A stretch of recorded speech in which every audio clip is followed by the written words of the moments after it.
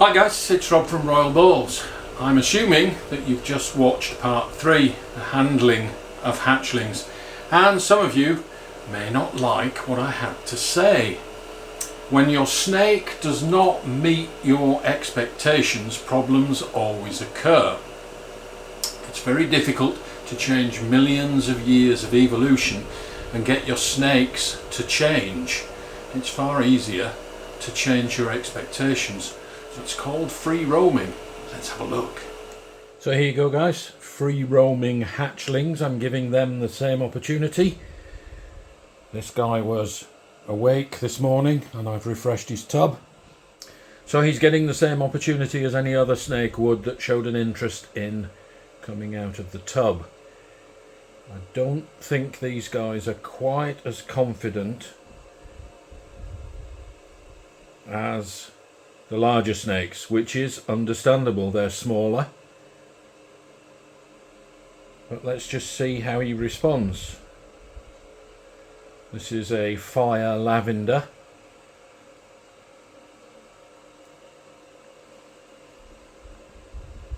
And we'll see what he does. So this little guy, it is actually a female, I just checked, is actually following edges much more than the adults would. I think this is a security issue. They feel more comfortable with at least a little bit of cover. I'm noticing a little huffing as well. This guy is not exactly comfortable out in the open, and I have noticed that it isn't ignoring me. If I move around in the room and try to continue cleaning, this guy gets a little bit upset, whereas the more mature snakes completely ignore me, as you've seen. This guy is not doing that. He's striving for cover and he's nervous when he sees me moving around him. Quite understandable for a young hatchling.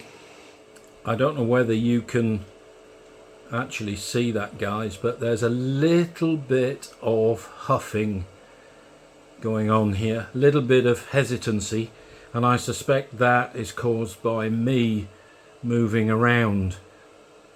The larger snakes have become accustomed to that and just ignore me. This girl has not adapted to doing that yet. She's still very cautious about the movement going on around her. She's retreating away around the other side of this tub on the table now. But she is actually moving around, which is fantastic. Still hugging the edges, but I am doing exactly as I do for the other snakes and continuing to work and clean around this little girl and ignoring her as much as possible, letting her get on with her thing. But there is a difference here. A lot more caution in this girl than with the larger snakes. I think we're challenging her a little here. But as long as I do not touch her and make her freak out, this has to be a good thing. She has plenty of cover if she wants to retreat and hide. But right now, you can see that she is using her tongue to discover all these new scents around her.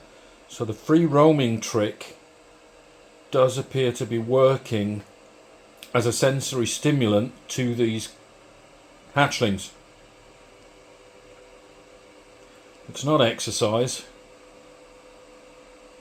but it is a little bit of extra stimulus for them, rather than sitting in their tubs all day long. This is pretty cool. So here's a little bit of what I assume is instinctive behaviour. She's discovered that she can actually squeeze herself underneath the paper rack, and that's where she's going. That's a safe and secure place. But I noticed that inside, under the paper rack there, she is still moving, sniffing and scenting the paper rack. So she's still active despite the fact that she's actually buried herself under the paper rack there. Again, not entirely unexpected behaviour for a hatchling.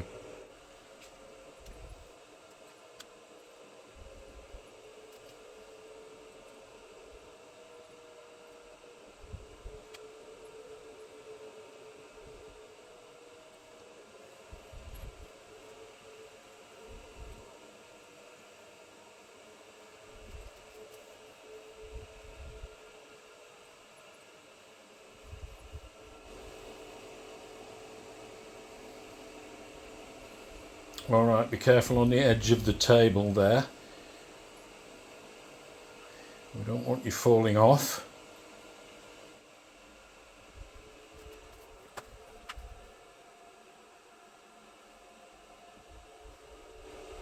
Still a little bit of huffing, a little bit of insecurity out in the open here, but a lot more active, proactive than I expected a hatchling would be if given the opportunity.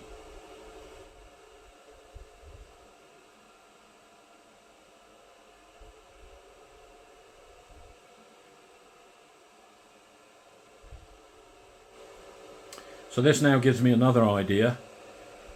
Two identical hatchlings, one allowed to free roam and one kept in its tub. Do we see any noticeable difference between the two? So there's another potential experiment that we could perform.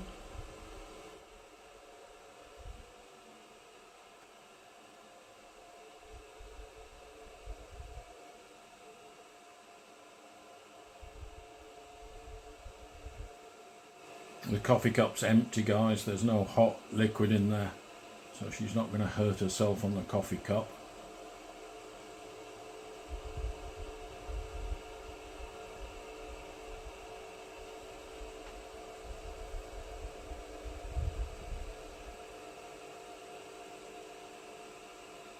Interesting to see how she's following edges.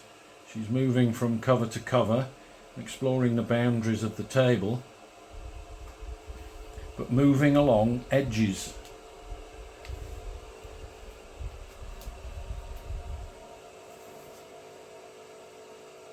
And now very similar periscoping behaviour to the adults on the edge of the table.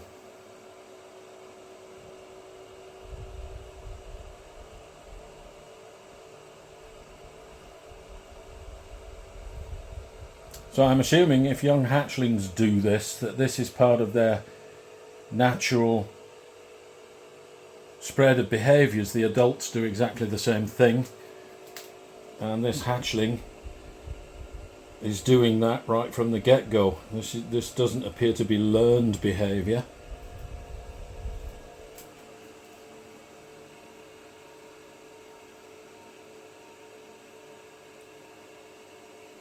Now, she doesn't have the body weight of an adult, and I'm noticing her movements are slightly different. You can see that she's actually caterpillaring rather than using rectilinear, and I think that's because the surface is smooth and she doesn't have the body weight to move in a rectilinear motion. So she is using a little bit of serpentine or caterpillar type motion, and she's using the edges in order to gain traction.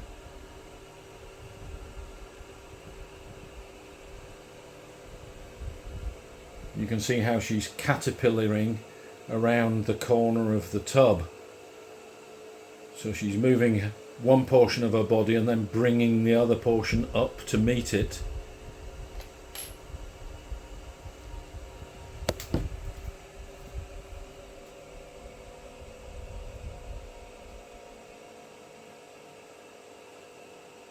If you ever get a chance to do this with your snakes, guys, just let them free roam without touching them. It's absolutely fascinating. Even if you've only got 5 minutes to watch your snakes doing this. There's that caterpillar or serpentine movement versus the rectilinear motion that the adults would use. You can see her caterpillaring herself along. And again, she's following edges. Always very close to cover.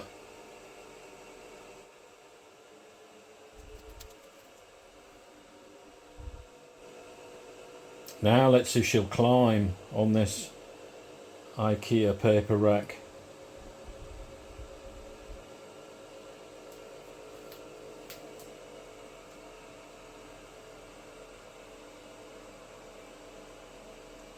And they appear to be sniffing or scenting in just the same way as the adults.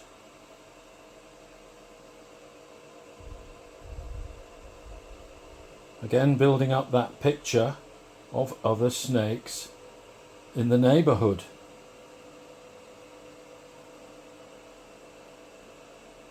Wow.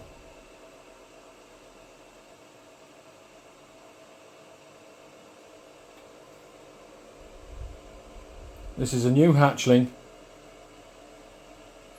doing exactly the same thing as the adult snakes do on this paper rack. Now that is fascinating.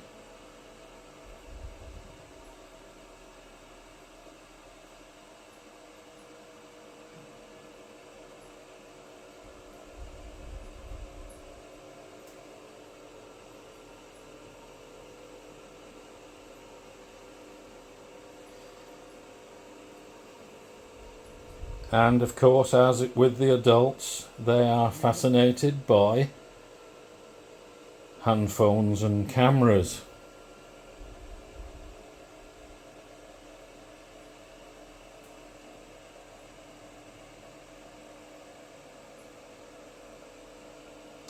Okay, I am seeing a difference in their climbing ability here. This guy is able to concertina and wrap around surfaces. Their climbing ability is much better than the adults. The adults use rectilinear motion and balance and bridge gaps, but this little guy here is climbing much better than that, actually using anchor points on the surface. Smaller and more agile, but again we saw a difference in their preferred method of motion when they're on the table.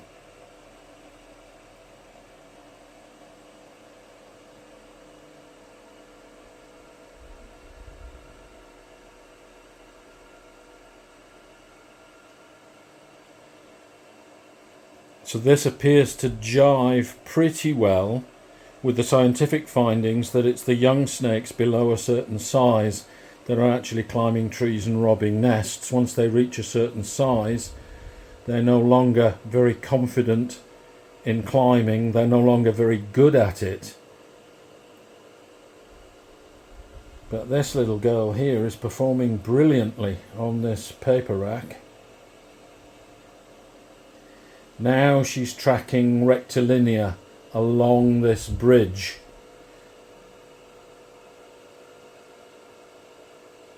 It is actually wide enough for her to do that, but it isn't very secure.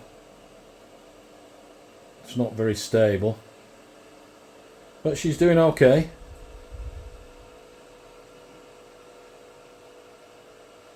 And as with the adult snakes, exploring every inch of this paper rack. Look, she's now having to hang on for dear life at the front as she periscopes. That's making her very unstable on this narrow paper rack.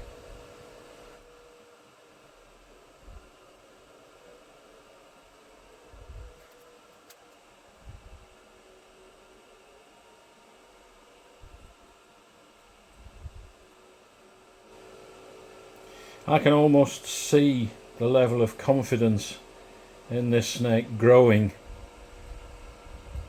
as she moves around on the paper rack here.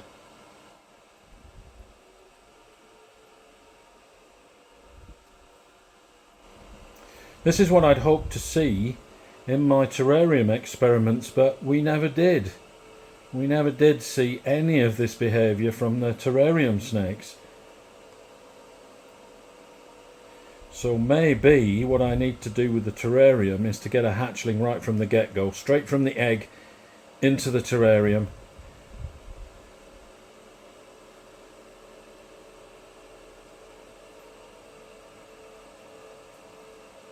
I have to say, guys, I did not expect to see a hatchling doing this.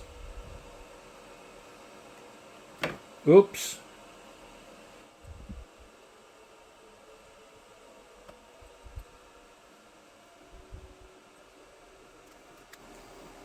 Pretty awesome, but I'm not getting much cleaning done. Oops, careful, careful girl.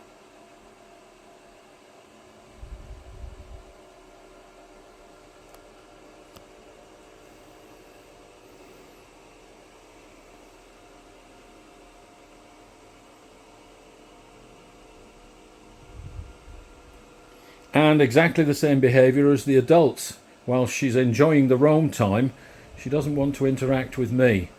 She doesn't want to be touched, she doesn't want to be held, she just wants to be left alone to do her thing. That seems to be a pretty common theme amongst all my ball pythons.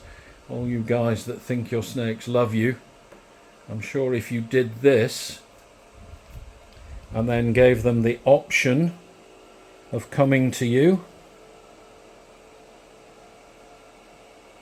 they would reject it.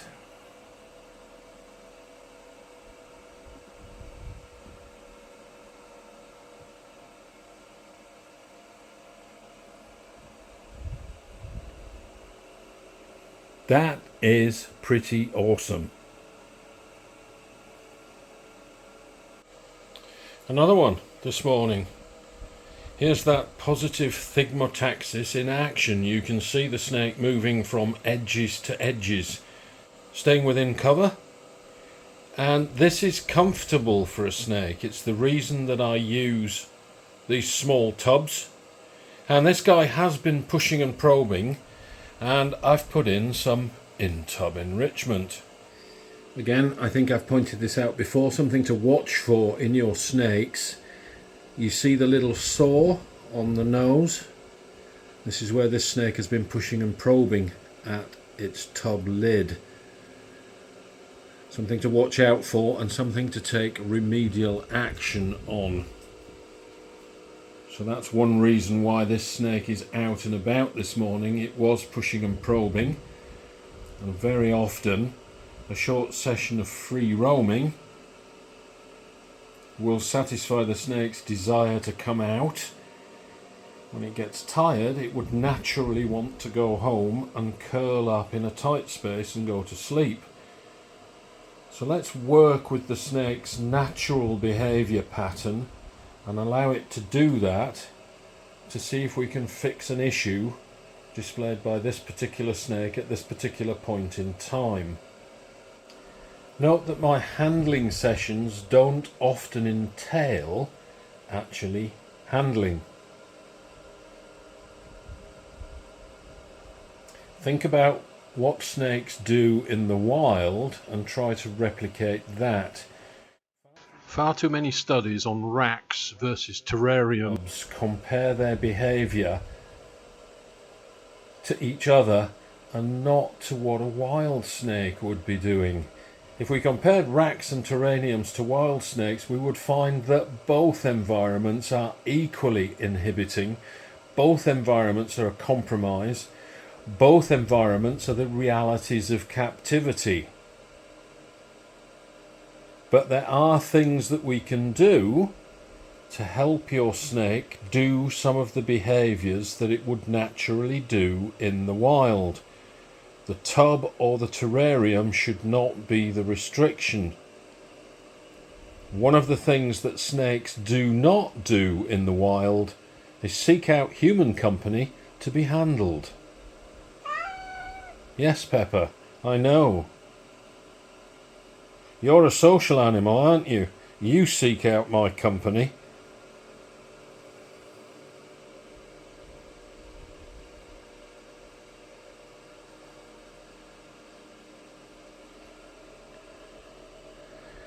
There's the contrast that I'm trying to make, guys. Cats are social animals. They interact with each other and they interact with us. They do not mind being handled. That does not apply to your snake. What is it that we want our snakes to do that handling will help with? What benefit is that to your snake? Yes, go ahead and handle your snake, it's a pet, but do it in the context of what is good for your snake. You wouldn't do something to your cat that the cat doesn't like doing, so why do we insist on doing it with our snakes?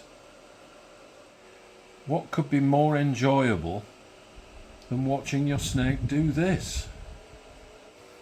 Right, I need to carry on cleaning because I've got a lot of work to do this morning. The snake is ignoring me. I'll keep my eye on it, but it will get to do what it's comfortable doing. This hatchling is doing exactly the same as the adults do. It's using this IKEA paper rack to investigate the scents that all the other snakes have left behind. This is a scenting post. This is the snake's way of assessing who else is living in the neighbourhood.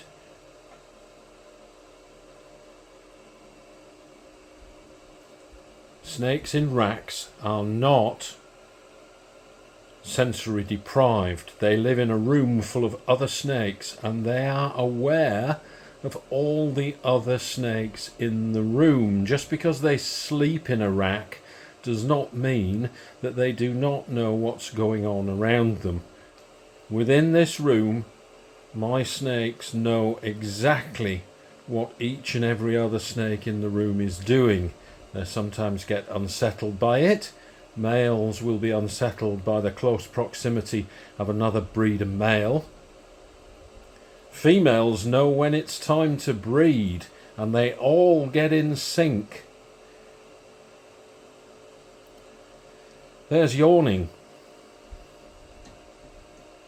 If you observe your snakes free roaming, you will see that yawning is actually quite common. I have no idea why they do it.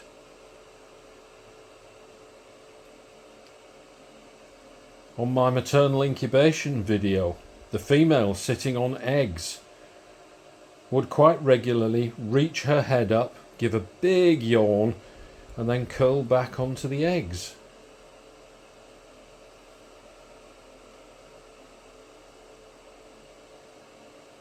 Okay, enough of this. Back to cleaning. Oh well, I guess it saves me from having to clean the tub. Now I am moving around in the room quite a lot as I continue to clean. And you'll notice that this snake is pretty much ignoring me. It's going about its business. I'm not bothering it, and it is not bothering me. And I think you will agree that the character of this snake is totally different to when I actually physically pick it up. If anything could be clearer about how a snake feels about being handled, it's watching them free roaming. This guy's not frightened of me. I can move towards him and he doesn't flinch. But if I offer him my hand, he'll reject it, shrink away from it. It's not a fear response. He's not startled and running away. He's just rejecting me touching him. You see, he continues about his business as if nothing actually happened. This guy definitely does not want to be touched. And that's the same in all my ball pythons. If you free roam your ball pythons, they're not shy, they're not timid, but they will always reject handling. There could not be a clearer indication of how your snake feels about you touching it.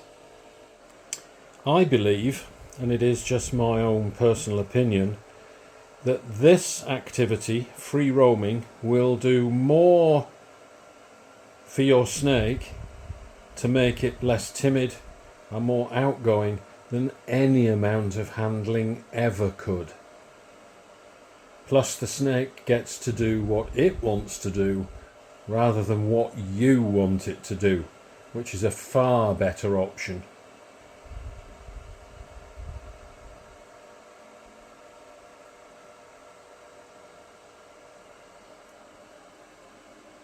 I could watch this guy for hours, and in fact I've actually been in here for about an hour and watched him for an hour.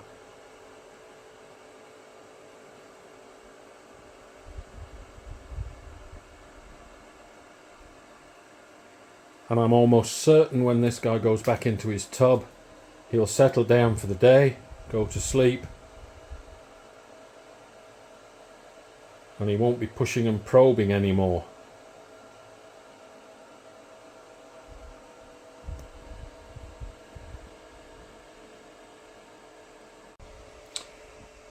Quite interesting, this guy has gone back to his own tub and he's taking a drink.